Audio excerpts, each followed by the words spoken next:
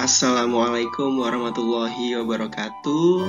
Selamat pagi, siang, sore, malam. Om Swastiastu, Namo Buddhaya, salam kebajikan. Kita akan membahas nih mata pelajaran bisnis online. Materinya merancang iklan online. Jadi di dalam sebuah pemasaran, iklan ini adalah nafas sebuah sistem pemasaran ya. Dan karena kita belajar di mata pelajaran bisnis online, maka iklannya iklan online. Kalau iklan di offline kan sudah dapat ya di pelajaran lain kayak di marketing atau mungkin di komunikasi bisnis gitu, bahwa iklan-iklan offline itu biasanya yang brosur, pamflet, kemudian baliho, media cetak, atau mungkin bisa juga di kayak spanduk gitu-gitu. Nah, kalau misalnya iklan online sebenarnya sama bentuknya kayak gitu, cuman adanya di media internet atau di media sosial, website gitu-gitu. Nah, ini kita akan sama-sama pelajari.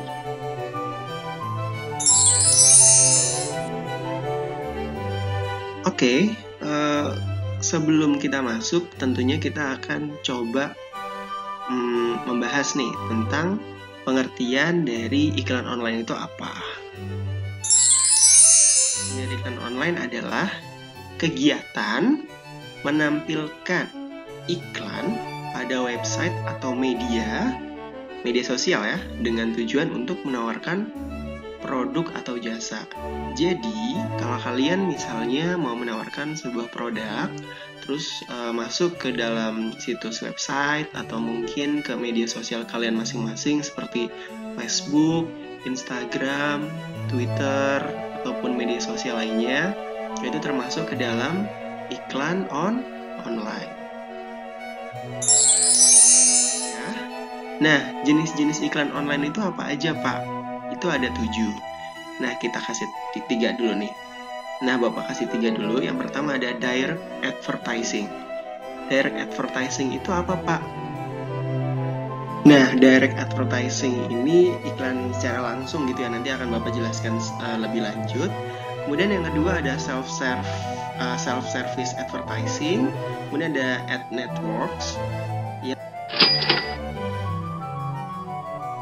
Selanjutnya ada contextual advertising, ada social media advertising, ada video advertising, dan yang terakhir, yang ketujuh ada sponsorship.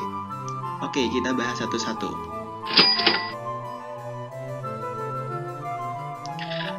Ini mengenal jenis-jenis iklan online. Yang pertama ada tadi direct advertising. Direct advertising merupakan jenis iklan di mana pemilik media berhubungan langsung dan menandatangani kontrak dengan pemasang iklan mengenai iklan yang ingin ditampilkan. Jadi, format pada iklan jenis direct advertising ini biasanya merupakan teks atau iklan gambar atau banner gitu ya. Direct advertising itu memiliki kelebihan dan kekurangan. Kelebihannya yaitu kayak dari direct advertising itu praktis, tinggal tempel atau tinggal masukkan ke dalam web gitu, hanya dengan memajang iklan sesuai dengan yang kita inginkan. Nah, kita juga bisa menyesuaikan dengan target konsumen agar lebih efektif gitu. Jadi gimana? Nah, ini direct advertising. Nah, tapi ada kekurangannya juga.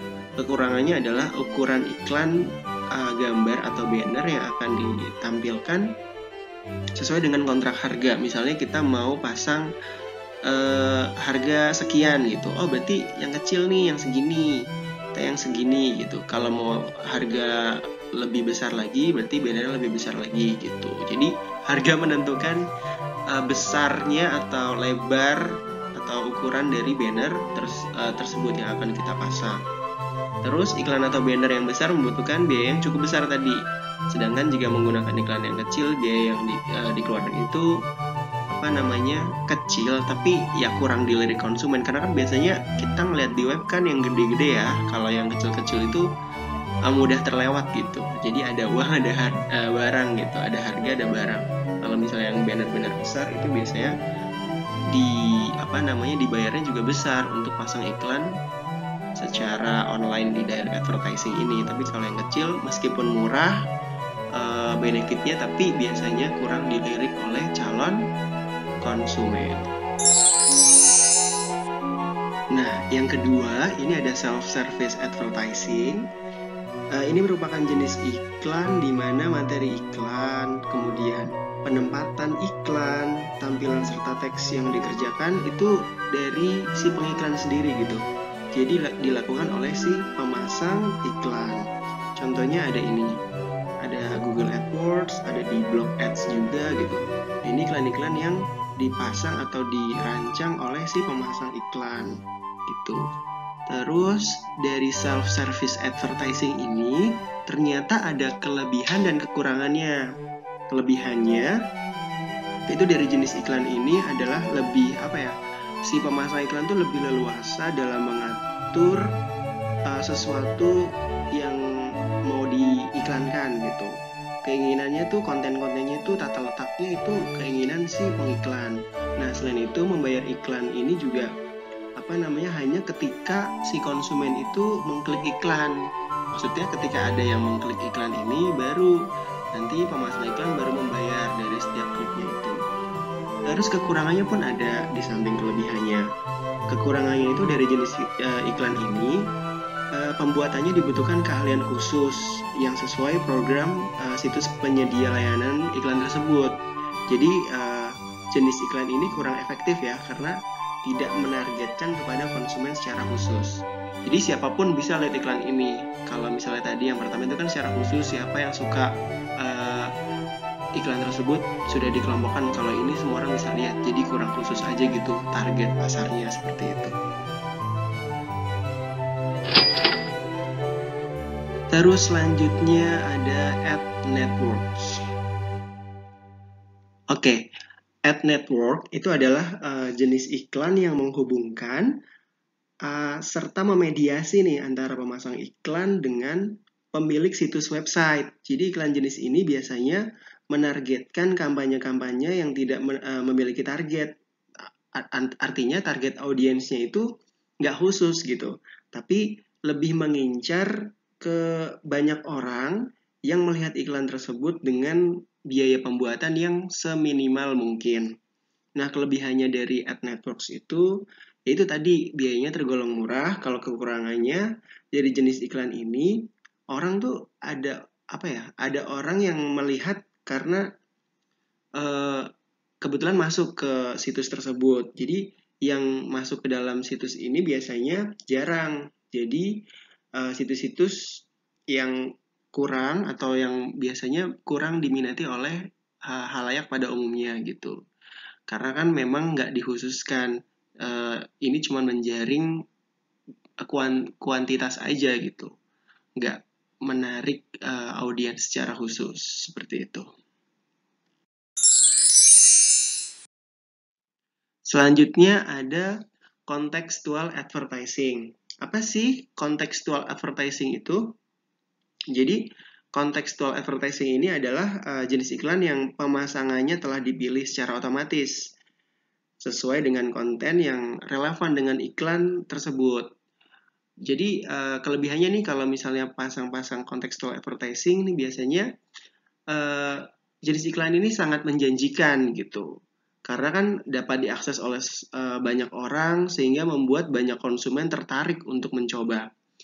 Kemudian kekurangannya pun ada. Salah satu kekurangan dari jenis iklan ini adalah kayak prosedur yang rumit dan dipilih secara otomatis. Ini misalnya mobil Toyota semua apa segala macam. Nah, ini contextual advertising.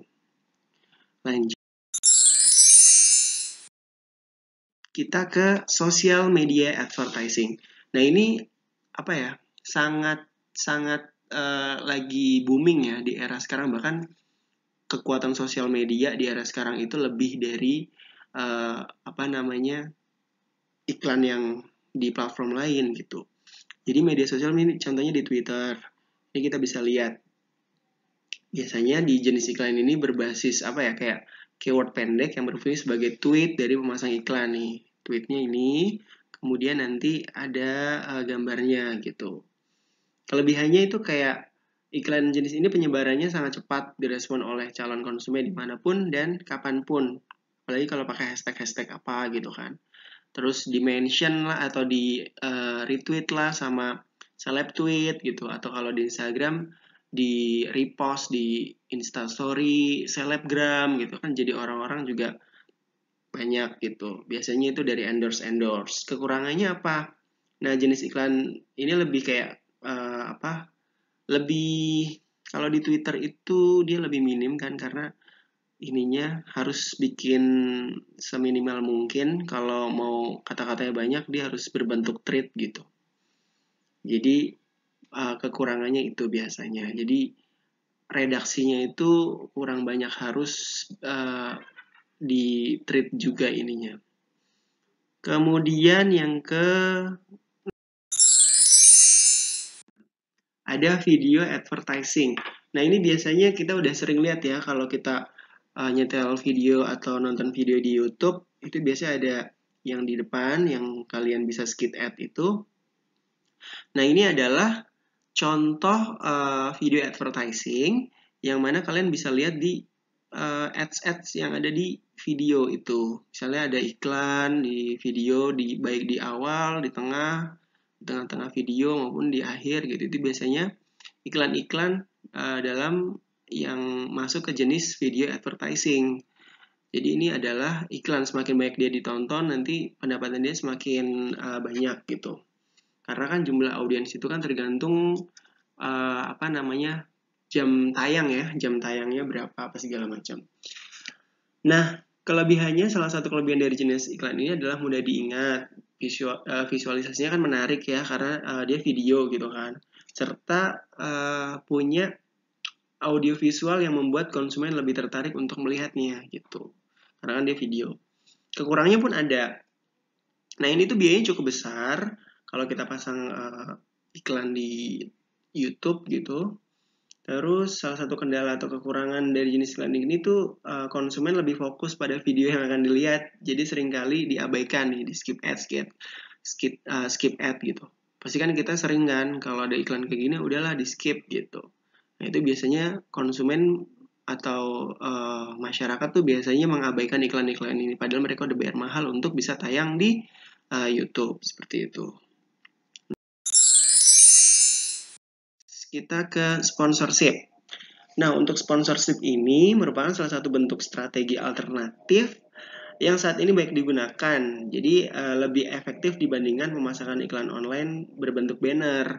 Karena biasanya nih kayak kemarin Asian Games sponsornya apa segala macam itu bisa juga masuk ke webnya, kemudian orang-orang bisa lihat setiap merchandise, setiap postingan itu pasti disponsori oleh apa gitu. Nah, ini juga termasuk strategi atau jenis-jenis dari iklan online.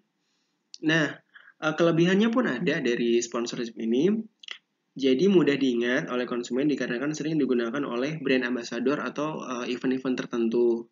Terus kekurangannya pun ada. Jadi biayanya tuh besar banget untuk jadi sponsor. Ini harus perusahaan-perusahaan yang besar yang punya brand terkenal gitu. Biasanya sponsor-sponsor ini menggelontorkan gak sedikit uang untuk event tertentu atau untuk konser tertentu, untuk acara tertentu gitu. Karena kan sponsor, apalagi kan ada level-levelnya, ada gold, terus bronze, ada silver gitu-gitu. Maksudnya ada tingkatan-tingkatan sponsor utama, terus sponsor pendukung apa segala macam gitu. Semakin dia sering muncul dalam iklan atau informasi tentang kegiatan itu, dia lebih banyak biayanya seperti itu. Oke, next ini penugasan ya. Jadi kalian bisa baca aja sendiri untuk penugasan seperti yang sudah ditampilkan seperti ini. Pokoknya kalian bikin kelompok ya. Satu kelompok terdiri dari 2 orang.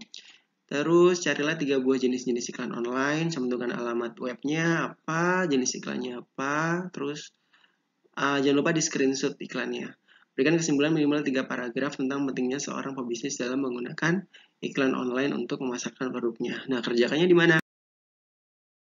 Di Google Classroom. Maksudnya kalian kerjakan di Word, kemudian kirim di Google Classroom. Nanti akan bawa pos tugas kelompok iklan online. Masing-masing harus mengirimkan, tidak boleh salah satu. Jadi tadi kan ada dua orang satu kelompok. Nah, dua-duanya itu harus ngirim melalui tugas yang Bapak kirimkan di Google Classroom, judulnya tugas kelompok iklan online. Deadline-nya hari Kamis minggu depan ya, sebelum pelajaran bisnis online, yaitu tanggal 6 Agustus. Oke, itu saja yang bisa Bapak sampaikan pada pembelajaran kali ini. Kurang lebihnya mohon maaf.